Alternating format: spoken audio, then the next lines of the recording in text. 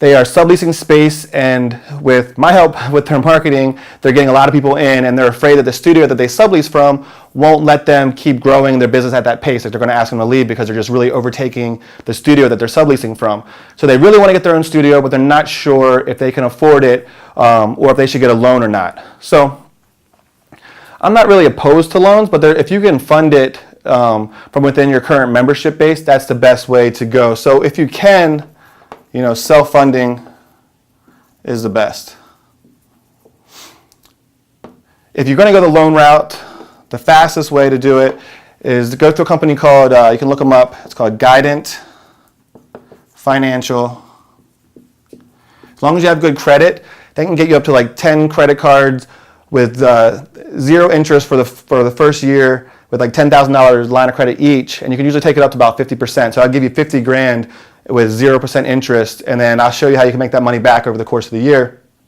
But let's go with the self-funding route first. Actually, let's back up a minute, and let's just talk about when you're actually ready, to move on. So the startup cost,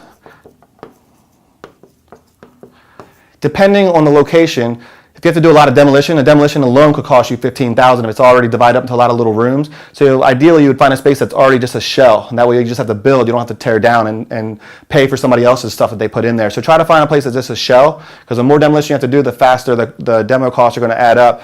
But total startup cost, you should at least have $50K to do it right. That'll get you the build out, that'll get you all the equipment you need, and it'll give you everything you need to get started comfortably. On a shoestring, you could do it for half that. And that's what I did my first time. It was actually $27,000, but $25,000 can actually get you in the door. I did most of the build out myself. I was tearing things down, throwing the dumpster, sheetrock work, painting the ceilings, painting stuff, installing the flooring, everything. So if you want to do a lot of the work yourself, if you have to, you can probably get away with it for $25K. So that's just the build out cost. You're also going to want about 3 months of operating capital.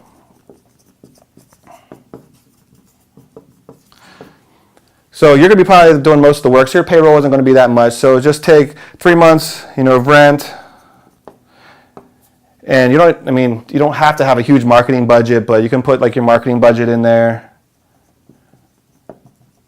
This could be like rent plus utilities.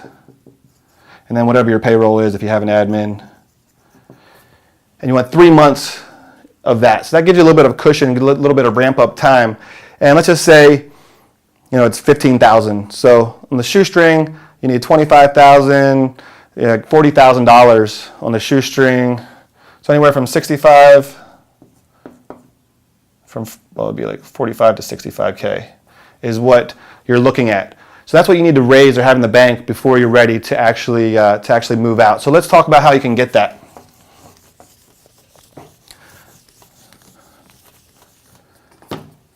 So there's a couple ways. One of the things that we did is we sold lifetime membership.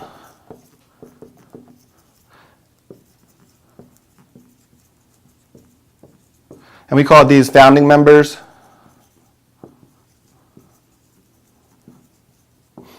And we did this for $5K each.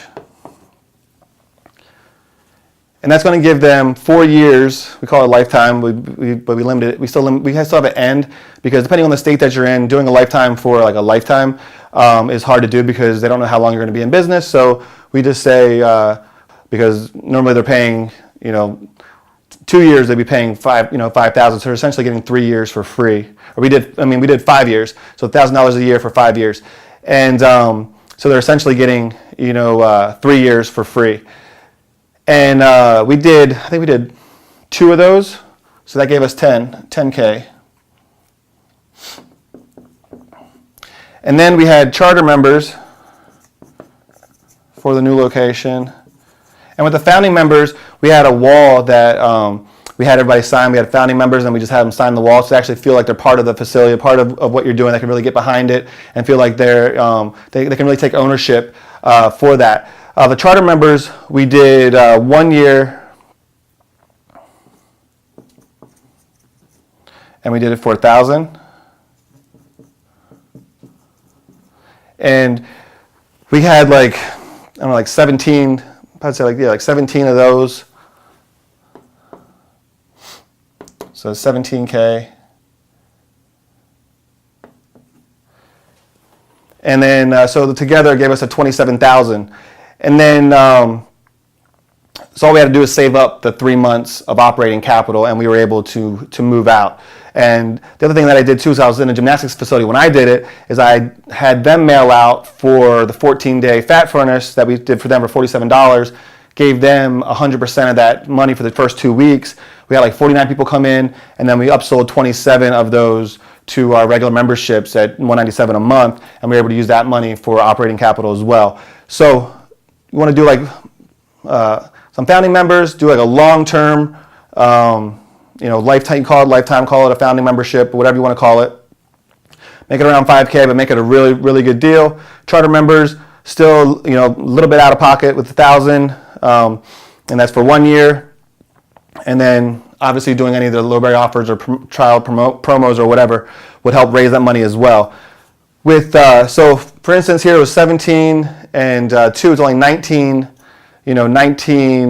members that you had on EFT before that you're losing. So you only have to replace 19 clients to get that EFT back up to where it's supposed to be. So when we did that promo with the gymnastics center and got 27 new members, we're actually well above this already. So our EFT was right back to where we were before, plus a little bit more. So we didn't really see it, in the books as far as taking a huge hit when we moved out. So you want to try to self-fund through your current members. There's some other things that you can do. You can also do like crowdfunding, like an Indiegogo. You can pre-sell, these types of deals. Usually you have to give an even better deal because that's people that don't know you on those websites. So we might have to do like 1 year for like 600 or 800, something like that. But you can also raise money that way as well. So these are just some ways that you can self-fund. If you want to go the loan route, I suggest going with Guidant Financial. You can get the total amount that you need if you have good credit, and then you can use this type of strategy going forward throughout the year to pay back that money before the interest kicks in. With Black Friday coming up, you can also do like a Black Friday deal to raise the money as well. So what we did one Black Friday is we just did pay for a year in full and get 6 months. So they end up getting an 18-month membership, but they're paying $2,400. So they're not getting a discount on the year, but they're getting the 6 free months. And we sold a bunch that year and actually took a big hit on our EFT. And I didn't really need all that cash. So that was the only year that we did that promo, but we sold like 40 some of those, and you figure 40 times $200 a month ends up being a lot of money that your EFT is going to take a hit, but we got like $80,000, $90,000 that came in. So that's the best way to self-fund and get started to transitioning to your own studio. So if you have any questions for me that you'd like me to answer on my next show, just leave them in the comment section below. Make sure you subscribe to this live feed so you don't miss any future shows. And that is it for this week. Thanks for tuning in. I'll see you guys soon.